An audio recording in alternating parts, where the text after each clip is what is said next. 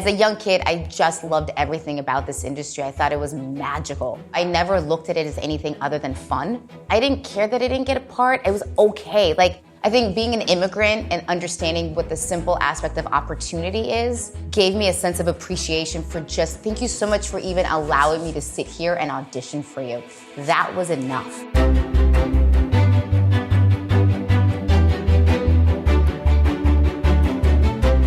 Hi, my name is Mila Kunis, and this is the timeline of my career. Hi, I'm so young. Why are we doing a timeline? This makes me feel really old.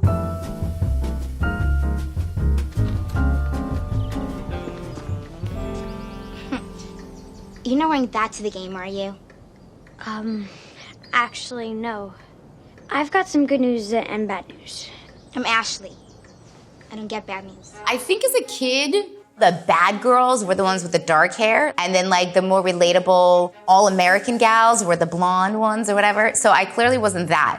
So I ended up as a young kid being like the cool girl or the bad girl because I had dark hair that happened to be curly. My parents were so nice enough to let me do this as a hobby. The only stipulation is I had to go to school, I had to get good grades, and then this was a hobby of mine that I accidentally stumbled into that I was like, this is awesome. I'm like in junior high and I get to be on television? This is crazy. So I auditioned a lot, and more times than not, you don't get anything you audition for. So that built up a solid backbone and resilience, and talk about hard work. But I remember I auditioned for a show I did not get, little known show called 90210. And I loved that show. And I got a call back, and I came back, and they didn't tell me, they didn't prepare me that Jason Priestley, who was directing that episode, was gonna be in the room. And I froze. I froze, guys. I froze. Okay, I choked. And I was like, oh, that was extraordinary. But I also went into all of this being like, I'm never gonna get it. Who cares? But it's gonna be fun. But besides, if you worked here, you couldn't see me whenever I wanted you to. Lover. Oh, yeah. First and foremost, 70s show. Impacted me. I met my husband. Also gave me an amazing opportunity of 8 years of steady work that I otherwise never would have in this industry, which gave me a financial freedom. There's a rumor going around that I may or may not have lied about my age for that 70s show. I'd like to make it very clear now. I did lie. Okay, I did. However, by the time I went to what was then like producers network call, you have to sign a contract before you get the job. And in my contract, I had to put an asterisk and be like, studio teacher. And they're like, what do you mean? And I was like, oh, P.S. I'm 14. But at that point, if you talk to Bonnie and Terry Turner, they were so sweet. They were like, well, we loved you at that point, so what did we care? It was in the heyday of like older kids playing younger kids, and I was actually of the age of the character. I wasn't intimidated. I had a solid ego, man. I thought it was so cool. So do you want to like go to the mall or something? That's cool. So it must have been intimidating is what I should say. But I don't know if it was intimidating in the sense of like I didn't know who I was or lost sense of myself. But I must have been like, wow, these kids are all so cool and they're so much older than I am and they're so much cooler than I am. I had the greatest experience on 70s. 100% I was embraced. 100% I was never treated as like lesser than. And if I did by one of the cast members, another cast member would stand up for it. So, you know, we were all trying to figure ourselves out. We were all young. I will say the reason I don't do drugs, the reason I didn't get into drugs, all of that was because nobody on the set did. And I looked up to them at 14, and so the trajectory of my career or my life could have gone any which way, but it didn't. It was like, the set was cool. It was like they played poker on Friday nights and they drank beer, and I was like, ooh, cool. But that was it, right? Like that was the extent of that. I get it. Dad, how could you be okay with Mom parading herself around like this? I mean, she's half naked. It makes all women look bad. Meg, who let you back in the house? I remember my manager, Susan, at the time being like, there's a show called Family Guy. The actress quit because she didn't find the show to be in line with her ethical beliefs. You want to audition for it? And I was like, yeah, what's the show? It hadn't aired yet. And so I went and auditioned, and I remember McFarland being like, slow down. Like, that was the big thing. I guess I naturally speak really fast. When I record now, I'm really good about knowing to slow down. But when you're 15, you just want to get this ball rolling. You're like, I got places to be, people to see. Let's go, go, go. And so for whatever reason, McFarland was like down enough to be like, slow down, slow down. Because he could have easily hired anybody to do the voice, but for whatever reason. Here we are 20 years later. I Only ever asked once for Meg to get a makeover. It was like years into the show, and I was like, just give her something. Like, get the condom hat off of her head, give her a hairdo. And then I think they gave her blonde hair, and I was like, thank God, like, finally. I got a makeover, Dad. Don't I look great? Oh, Meg, honey, I always thought you were beautiful just the way you... Let me be clear about this thing where people are like, what's the voice that you do for Meg? It's this. This is the voice, guys. I have no skills. I pitch it sometimes now because I have since aged myself due to life, and that's it. That's my skill set. But when I got it at 15, it was just my voice, which was a little bit younger. All in all, I think that is, half the time Meg doesn't talk. She's like kind of like in the background that gets farted on or sat on. So if I have dialogue, I'm really happy. Now, where was I? Oh, yeah. Dad, get away from me! Hello? Hey, Peter? Sarah? No. It's Rachel Jansen from the front desk. Hey. Hey, what's going on up there? You're getting complaints about a woman crying hysterically? As a young actor, nothing draws you to a role other than work and money. Let's be honest, unless somehow you're magical enough to have that to begin with, I was not. So what drew me to roles? Jobs. I had a house that I needed to make payments for. I wasn't picky. I know that some people were, and kudos to them. This was not me. I auditioned for Knocked Up with Judd and Seth Rogen, and it was an improv scene. Judd was big on auditioning improv, so he'd be like, here's a circumstance, go. And it was like Rogen and I acting something out. And I remember I made a funny joke about Costco or something, and Judd was like, ha ha ha, and I was like, oh, I made Judd Apatow laugh. Like, I was just like, look at me. It didn't work out. For one reason or another, I did not get knocked up.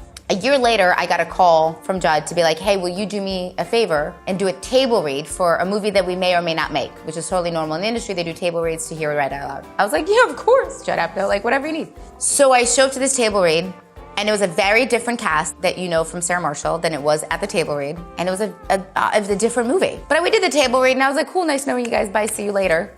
Never to be heard from again for like 8-9 months. And then all of a sudden I got a call being like, do you want to do the movies? Forgetting Sarah Marshall, they're actually going to do it. And I was like, Hawaii?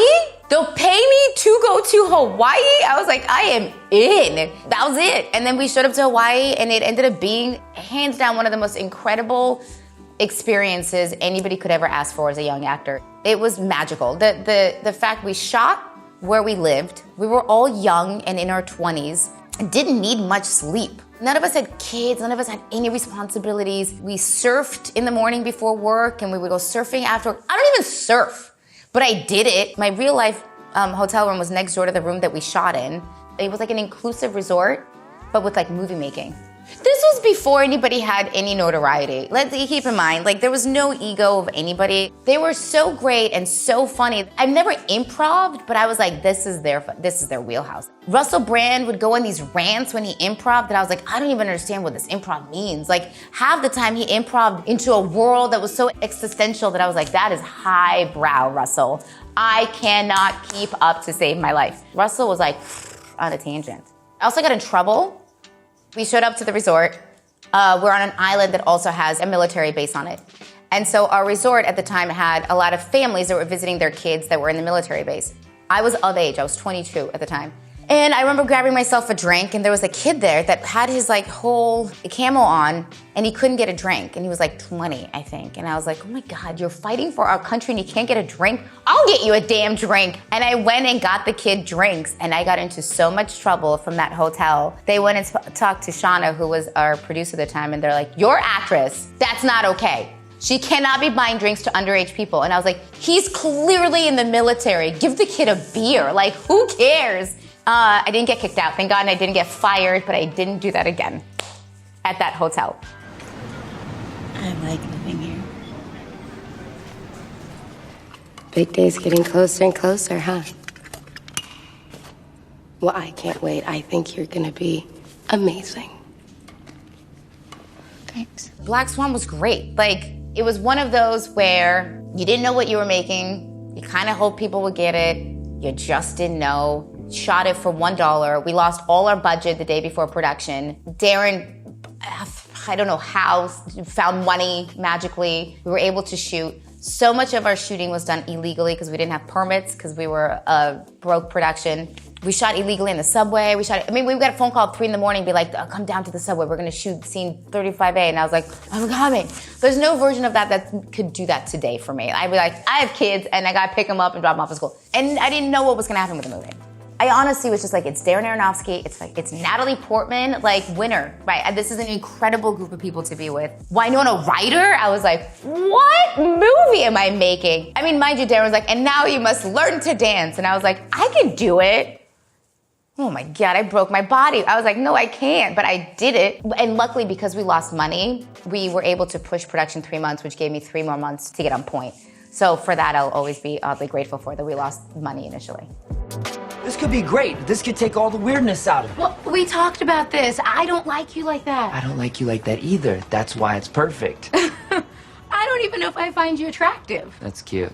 Like, do you have a thing for jerks? The original script was so, to me, dated and not what I wanted to do. Clint was our producer on it, and he convinced me. I mean, I was like, I'm not gonna do it. And he was like, you're gonna do it. I promise you, I'm gonna make this right for you. You have to meet with Will Gluck, he's amazing. And Will just did Easy A. And I was like, no, Easy A is great, I get it, I don't wanna do it. And he literally bullied me, I mean, in the best possible sense. He Jedi'd me into doing it, and I was like, all right, I'll do it. He's like, you gotta meet Justin, I swear you'll love him, it'll all work out. You and Willing to go to dinner, this will all make sense. And I was like, I don't know if this is the right thing for me. I mean, I fully got like, you will do this movie. And I was like, I guess I'm doing this movie. And then we would meet and hang and Will would do the rewrites with us. It was the first time that I felt in my career ever to be a part of a collaborative process of doing a rewrite. We would improv a scene out and then Will Gluck would go in and write the dialogue out. We would improv the scene and Gluck would rewrite it. And so it was a really collaborative, incredible process. Working with Justin was fine until you were on the streets of New York City. It was all fine and dandy on a stage. He was like young and excited about acting and like super present and great.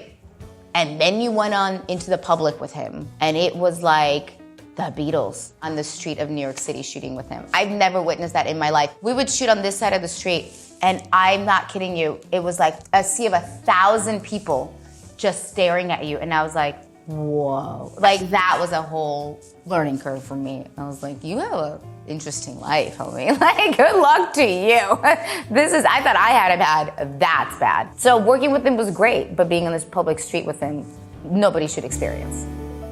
Hey, Johnny, how about a beer, huh? Ooh, couple Charles Bukowskis? Couple Bruce Dostoevskis? That's a good one.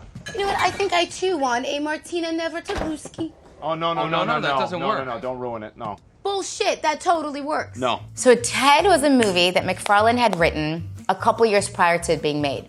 And it had different actors attached to it. And I was younger. I would go into recording sessions and he was like, okay, give me another actress. I need somebody for this movie. Can you give me another actress who you think is great, that's funny? And I was like, what about blah, blah, blah? What about blah, blah? So for a year, I pitched him all of these actresses, if not 2 years. And then at one point, it got to a place where I got old enough to do the movie, and he literally just out of nowhere turned and goes, well, do you want to do it? And I went, I mean, I can.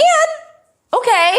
But it all happened, it was almost like I was his like last resort. You know, it was a movie about a talking bear. By the time that was at Fox, Universal, whoever put it out, you gotta convince people that this movie was gonna be good. And they were like, you mean there's a talking bear in the movie? And you're like, yeah.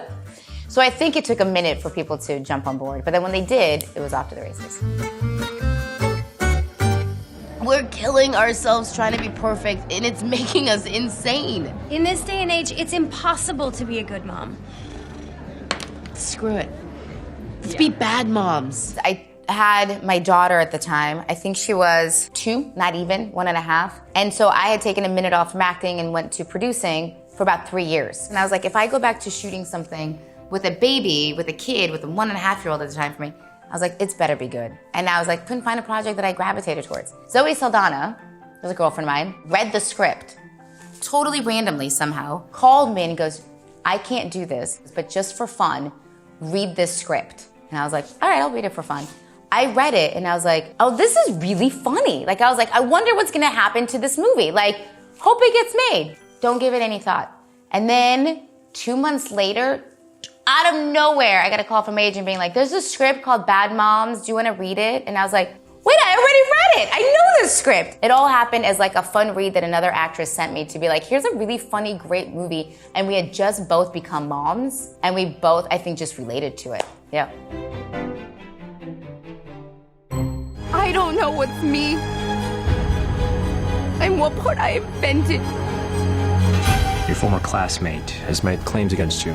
Don't talk about what happened that night. Are you seriously trying to threaten me right now? When I read the script, I really gravitated towards Jessica's writing. I thought that she had a very specific tone, and it reminded me a little bit of like Diablo Cody's writing, where like if you took the name off of a script, you'd be like, oh, I know that writer, that's Diablo Cody. And I looked at Jessica and Jessica's writing exactly the same. The dichotomy between who the person is in her head versus who she outwardly portrays, and the fact that you get to actually see both incidents and you get to see both come to life, I think was really unique and different. A lot of times in movies, what I find sometimes hard to do in scripts is that they talk about a lot of stuff. There's lots of talking. They're always talking about either what they did or what they're going to do. And in this one, I actually think that for the first time in a long time, it's a story that we're actually showing you and that you're allowed to experience with the person visually and go on this journey instead of just reliving it. So at this very point in my life, I think I'm super fortunate and really lucky that I don't have to work to pay my bills. I think in order to be successful in any career, but in this industry specifically, it almost has to become an obsession to an extent, because otherwise there's just so many obstacles along the way that will knock you down for you to go, forget it, I'm getting out of here. So in my 20s, in our 20s, we had that. When we decided to start a family, we had to reprioritize that. And we said this to ourselves, we made each other our number one priority, and we made our children our number one priority, and everything else came later. I love being a mom, I love being a wife, I love being home. And so in order for me to pick a project, it has to have a really good reason for me not to be with my kids and my family. And so the first thing is this worth me leaving my kids for? And if the answer is yes, then I continue that. But if I look at it and I go, anyone can do this, it's gonna be great, but it's just not something that I wanna leave my kids for, it's done.